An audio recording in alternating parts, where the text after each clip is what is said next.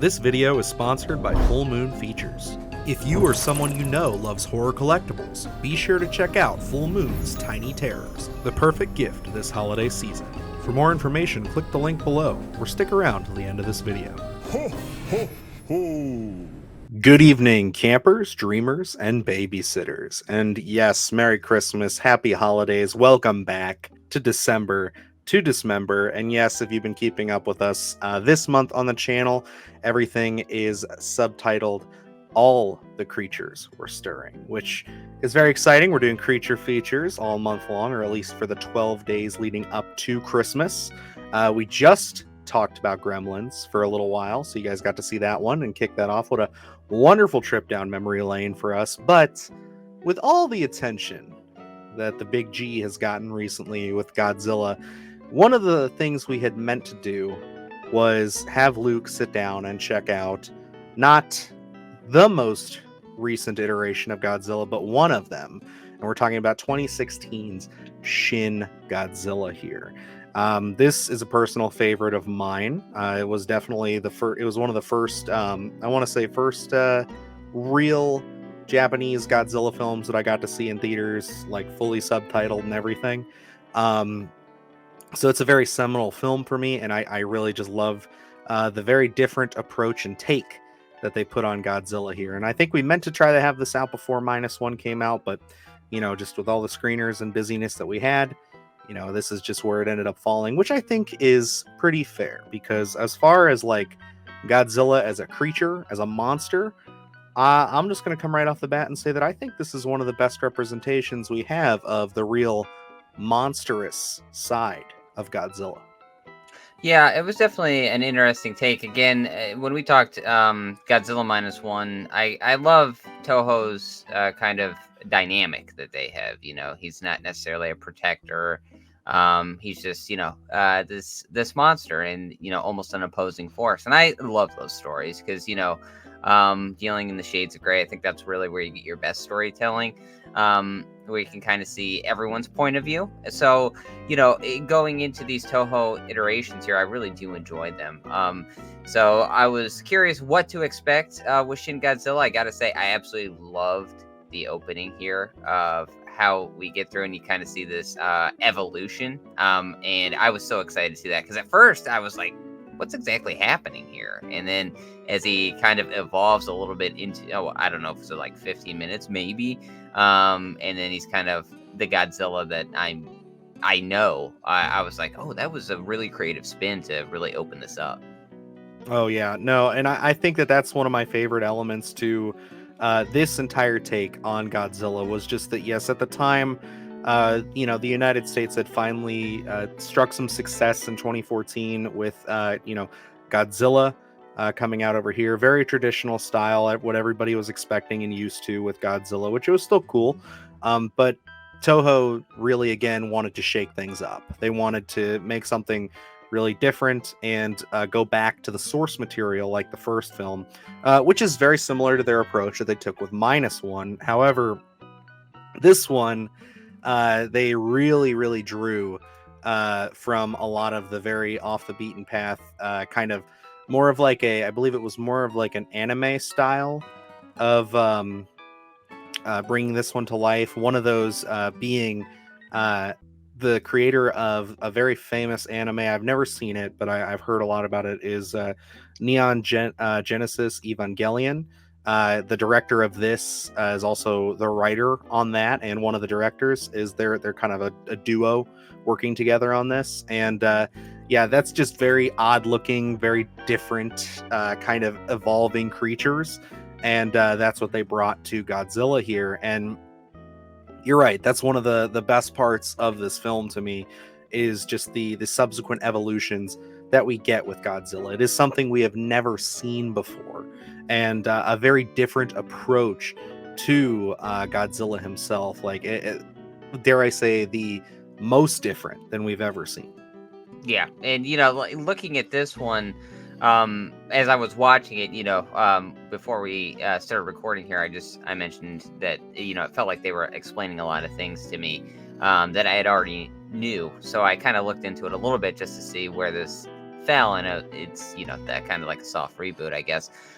So from that element standpoint, I thought it was interesting because while they do manage to kind of give you that information that you already know, they also introduce some things, at least from my perspective. I'm not deep in the Godzilla lore. So when we kind of do see those evolutions and things, I don't know if, those are already established that we've seen in previous installments. At least they were new to me. So I was really excited to kind of see some things when, you have seen the US side, the Legendary Pictures things, knowing what you know from those films, and then kind of like looking at the Toho iteration.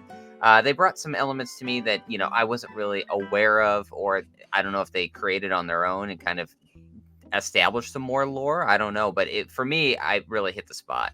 Yeah, no, this is a very different style of Godzilla. In most iterations, he is like a dinosaur or a large lizard that is, kind of a prehistoric being in a sense that is, basically supersized when, attacked with a nuclear bomb. And, like that's just the basic lore of Godzilla.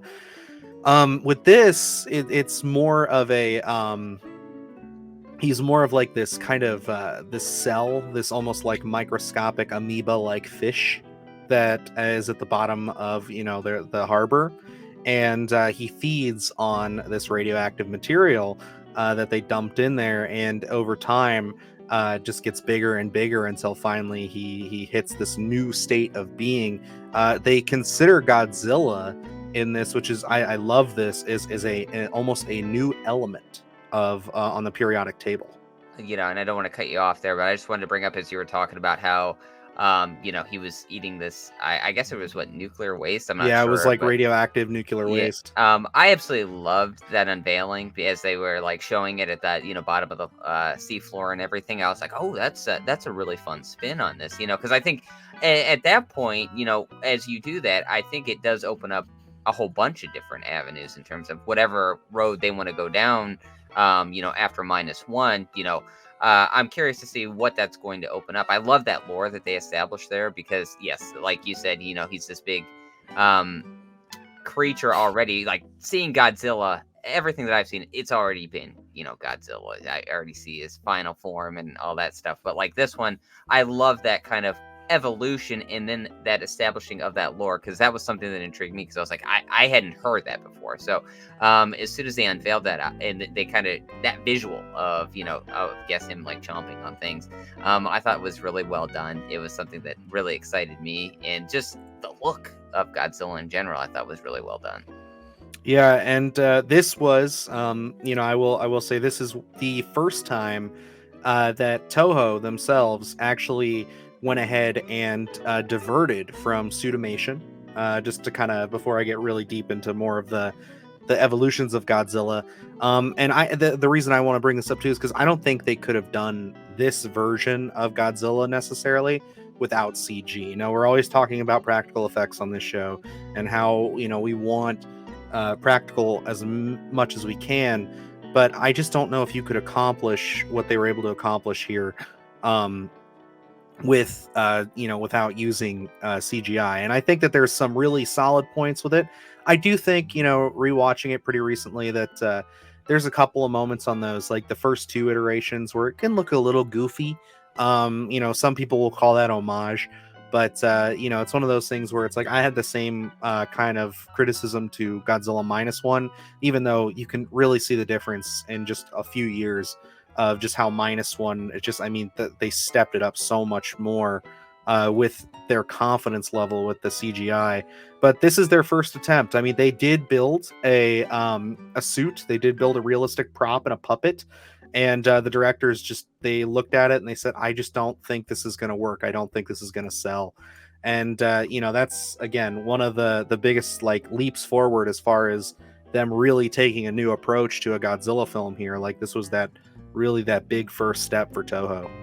Yeah, and just the dynamic here, like -1, I think, had those elements where I was like, CGI was a little dicey in certain areas. I was looking at that one from more of a serious perspective, where like Shin Godzilla for me, I felt like the way this is broken up, we have a lot of like boardroom meetings, and Hmm. then we kind of have Godzilla doing his thing out in the city. I felt like as being like this kind of soft reboot in a sense that they were still kind of, um, you know, taking the formula from past ones. That's what it felt like to me. So some of the CGI here, where it was noticeably like pretty questionable. For me, like this one, I think I was able to separate from -1 because -1 I went in very serious. Like I thought that story, as soon establishing what they established at the very beginning, it for me it took on a very serious tone.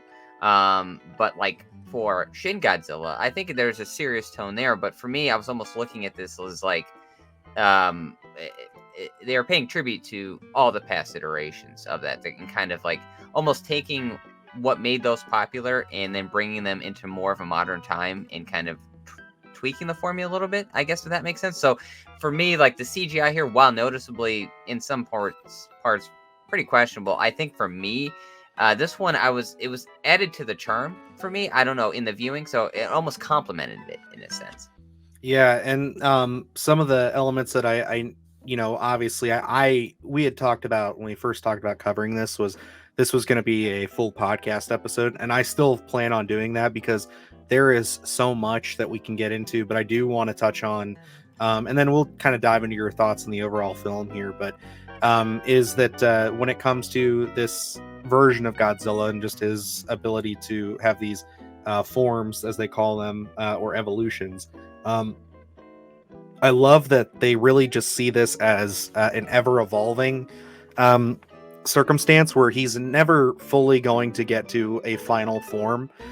They hint at one point that he could potentially sprout wings and also shrink down to the size of humans.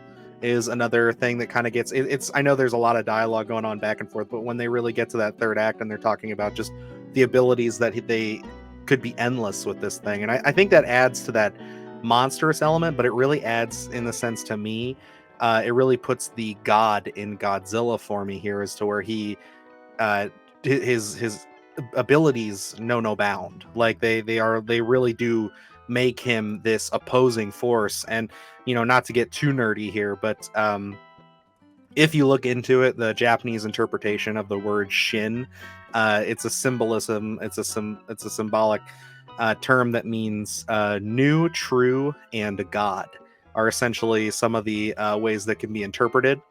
And in the States, they just opted to call the film Godzilla Resurgence was what they opted to call it over here. That did not stick very long.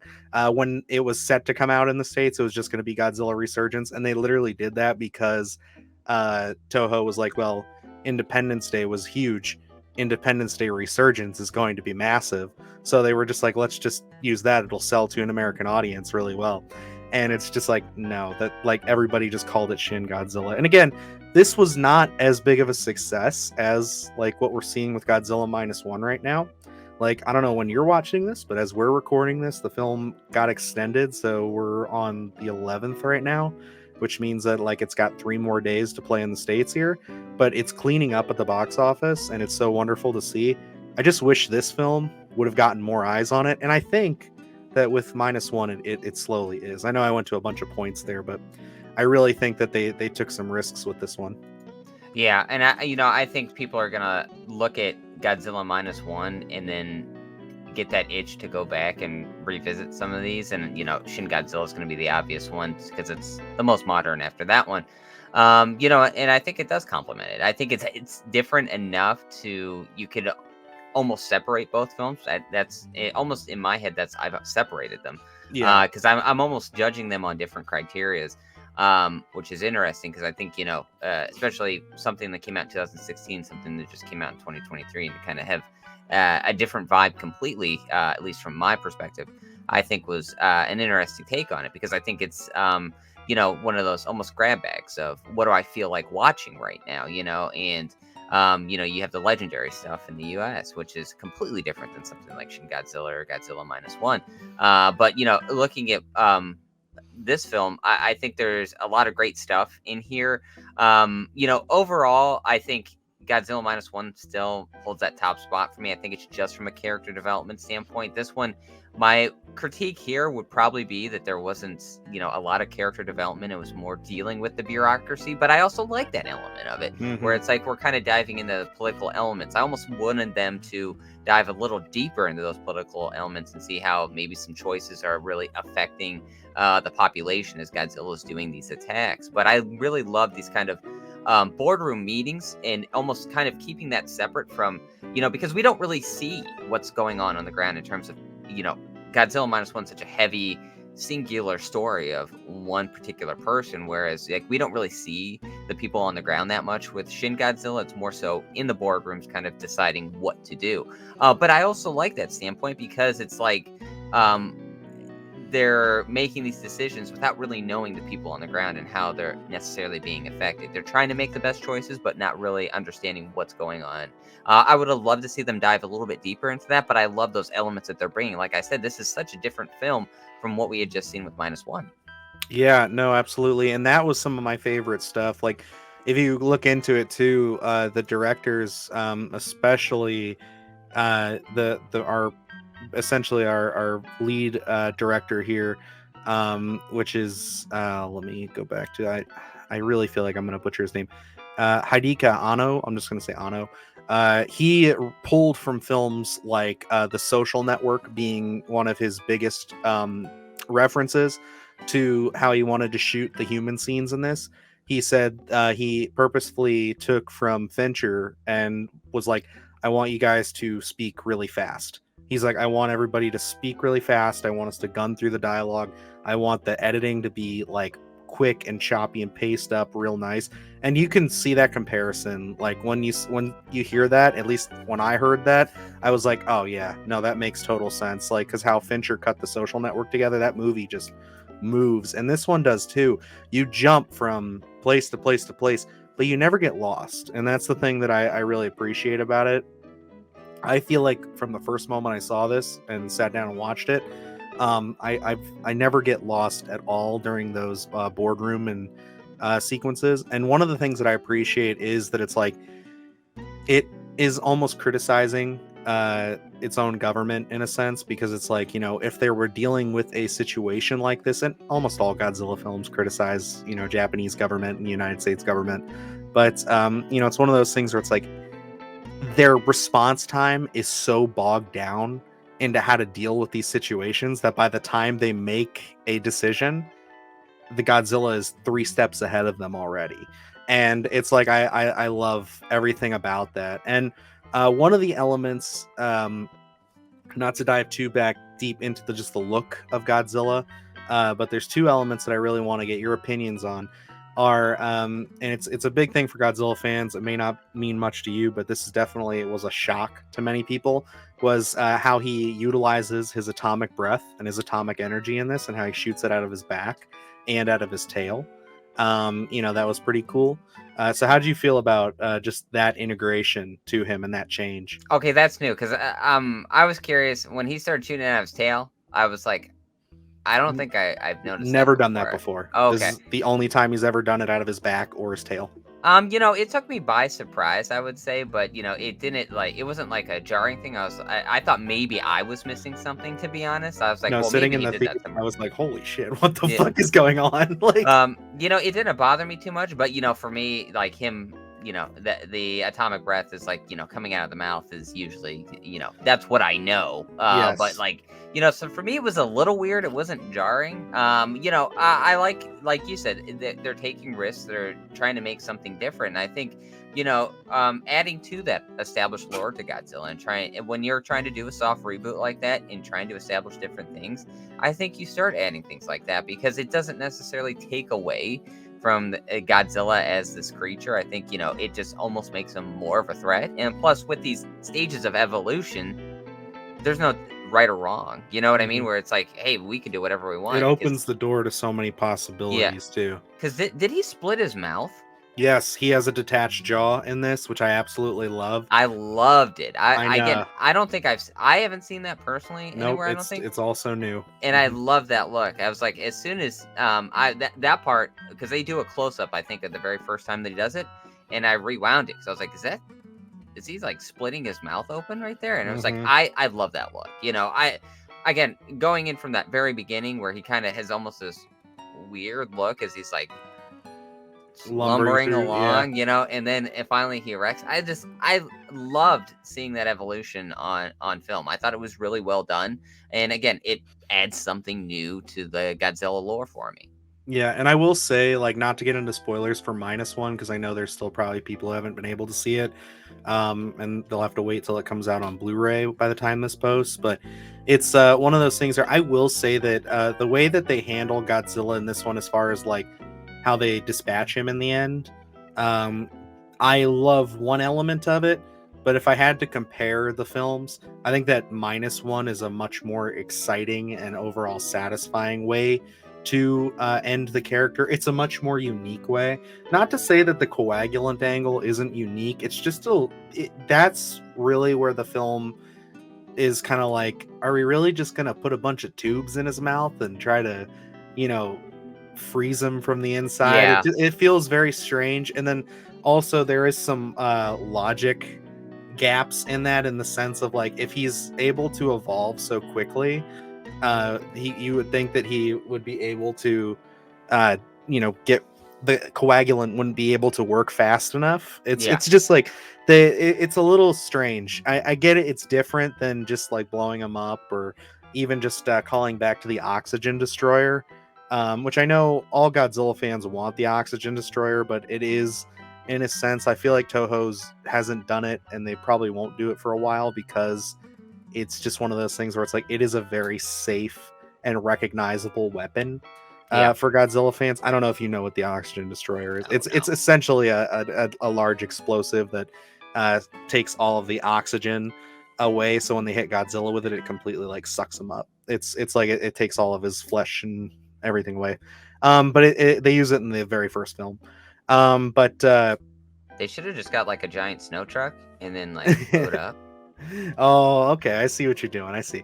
But to be continued on that conversation. But no, I think that that's a little bit of one of those things where I'm like, okay, in reflection and rewatching this after seeing -1, I can say that even though I think I prefer Shin to -1, because again, being a longtime Godzilla fan, this is just so fresh.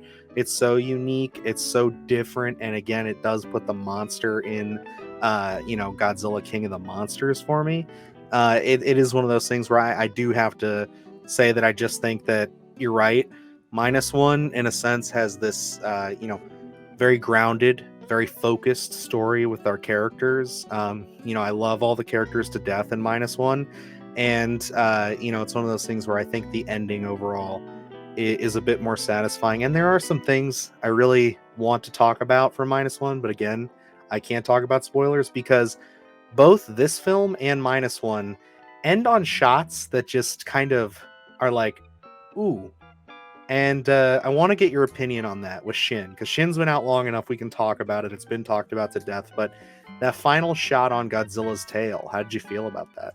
I remember because we had already met by the time Shin Godzilla was out. Oh yeah.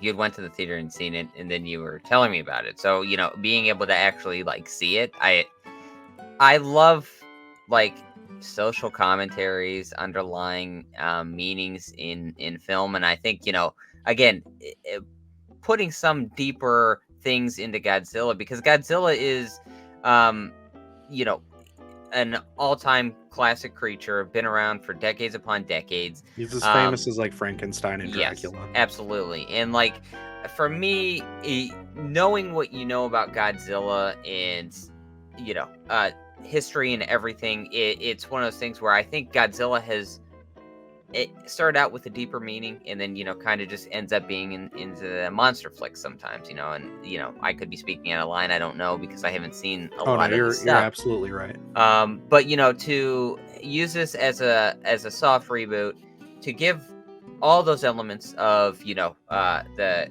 social commentaries, the bureaucracies, but also giving us those creature moments, and then also ending on a shot like that is absolutely so effective, because like having those types of shots, I think yes, you're going to remember everything that's happened in this film, but I think as you end on something like that, you're going to end up reflecting as you leave the theater or just on your viewing in general, with a deeper meaning. And I think that's something where if you look at the roots of Godzilla, that's what it was meant to be. And I think that they're, again, looking at Shin Godzilla, Godzilla looking at minus one, I think that's the trajectory they're on, is kind of bringing those deeper meanings back. And I think you did get that with Shin Godzilla. Yeah, and I think that one of the elements that you probably don't know, but if I'm beating if I'm retreading any ground that you found as you're kind of looking into this a little bit, there was initially supposed to be a final form, or a form that we were supposed to get in a potential sequel, which, as we see the little people, the Godzilla people on the back, or on his tail there. So like those were supposed to be like little, underlings, or kind of like growths that fall off of him, almost like the Thing. And they were supposed to be, again, human size, and they were Like going to, Cloverfield. yes, in a sense like that, basically to spread Shin Godzilla so he could formally take over the planet, and start almost a new, species. And he's taking, essentially, the reason, from what I've interpreted and what a lot of people have interpreted and what we've read from the art book and just comments from the writers and director, were just that this was supposed to be like Godzilla learning that it's like, okay, so the humans aren't completely useless to me. So like I'll take some of their elements, I'll take some of the things from them, and I will put my own spin on it. And then also that Godzilla was supposed to, in his final form, take on a more humanistic look, almost like a large woman, but with an emblem for a face. It was going to get way too weird. Still have the spine, still have the thing, and it was one of those elements where Toho was kind of like, we love all the stuff you're doing, this is all great, this is too much. They're like, you've gone a little too far into the this is getting further away from Godzilla. I don't know if fans are going to be on it, and it is a point of contention. It is something where some people look at that idea and they're like, I'm really glad they didn't do that. I am one of those people where it's like, I love the energy, I love the spirit. I think it would be something I would like to see, but did I need it in this film? No, I didn't. I think that where they ended it is perfect. I think that shot at the end is so much more effective, and just the idea that this is potentially what could have happened, I like that so much more than ever seeing that on screen. Yeah, absolutely. Yeah, you took me on a bit of a journey there, because I was on board for that beginning, and then by the Yeah, end, I was right. like, I I'm can show glad. you concept art from it. It's wild. Absolutely. Yeah, I'm glad what we got is what we got. I think there are a couple elements in there that would have been interesting to see actually on screen, but I think for overall, like conceptually of what could have been, I think the final product that we did get, I think is beautiful. I think it's a great start to Toho bringing Godzilla back, because there was such a long layover from the last Godzilla film. But Shin Godzilla is something that's I'm glad I finally am able to check this one off the list. I think there was a lot of great stuff here. I'm curious to see what that next installment from Toho is going to be, because from Shin Godzilla to minus one, absolutely different. So I'm excited to see what's going to be next. I hope it comes soon, and I hope they already have it in the works. But Shin Godzilla for me is, I know we don't give ratings on these things, but it would be a must Okay. see if it Oh, was. that's good. I'm happy to hear that. I'm glad that the last two, Toho Godzilla properties have really knocked it out with you. I'm on board with this Toho stuff, man. Like this is my stuff. They do a great job, and I mean, I encourage you to watch the original film if it's been a long time, or if you've never seen it, because it's like, yeah, it's gonna seem way more simple and way more rudimentary because it's the first, and but the messaging and the themes and stuff are still consistent with these two films, especially more in line with minus one. But yeah, it's like there's a lot of stuff to love in the entire all 30 something films of the Godzilla series, but I as you said, it does get to that kind of traditional monsters just beating up on monsters. It's just dudes in suits punching each other.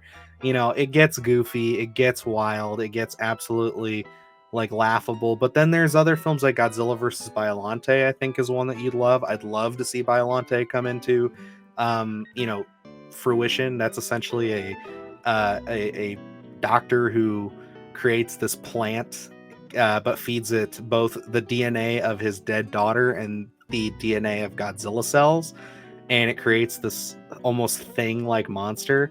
It's absolutely incredible. That's probably, minus these two films, that might be my favorite Godzilla film. But I mean, there's so many great ones, and then of course there's the goofy ass ones. But that's what I love about this series, and it's like I've grown up with it. It's a staple for me, and yeah, I'm right there with you, man. Like, I love the Legendary movies. They're good fun. They're popcorn flicks. But when Toho shows up to deliver a Godzilla film, it's one of those things where it's like, I'm here. I'll pay attention. Give me whatever you guys got. I'm in the theater day one sitting down, because it's like I know that they're here to play, and they will always present something unique. And even if I don't love it entirely, it's going to be one of those things where I look back and I say, hey, they're trying something different.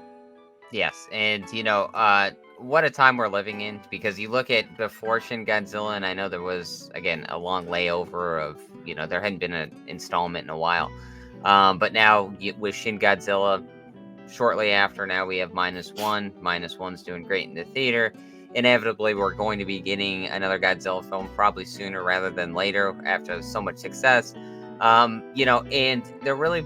Toho's really taking their time with this. They're putting on the kid gloves, and they're handling Godzilla really well with these stories. And there's so many avenues you can go down, as you were just mentioning different ideas that have from the past. I would love to see some sort of element of taking DNA from Godzilla and implementing it into more of a serious film. I think you can easily do that. Godzilla cells are in the late 80s and 90s. The Godzilla cell storyline is so massive, and when we get off here, I'll have to talk to you a little bit, because I think that has something to do with minus one and how that ends. So we'll have to talk about that some more. But yeah, it's a brilliant idea, and I'd love to see it reintroduced into the modern era. I'm excited. Toho's for me, he's got two pluses in the Godzilla category there, so I'm really excited to see what we're gonna see next. Absolutely. But alrighty, guys, it's gonna wrap us up for our discussion on Shin Godzilla. Yes, we got Luke on board with another Godzilla film. I like I said, Godzilla versus Biollante, I could probably recommend a few more in there. Let me know, guys, what you think Luke should watch next in the series, because and if you're a huge Godzilla fan, remember those deep cuts that we love, those goofy ones, especially from the 70s and 60s, may not translate as well for him. So we got to remember that. There's I love Godzilla versus Megalon with Jet Jaguar and everything, but that movie's cheesy as hell, dude. I don't think you're gonna like that one. But I'm happy that you enjoyed this. And yeah, guys, we got a lot more stuff on the horizon here for December to Dismember. The next film, even though Godzilla means a lot to me in my childhood, the next film we're covering is all Luke. This was something that he introduced to me, and I am an avid cult member of, but this is all him, man. This film, this was his Godzilla. So, but yeah, no, I appreciate this. Thank you guys for watching. And remember, we are still running our promotion with the Tiny Terrors. So if you go down to the link below, you can order yourself one. They're $14.99. You can get yourself a little dude in a box from Full Moon Features. And yeah, they're going to be pretty cool. So, alrighty, I guess that wraps it up. So till next time, I am Dylan Newell. And I'm Luke Janesco. And remember, Merry Christmas.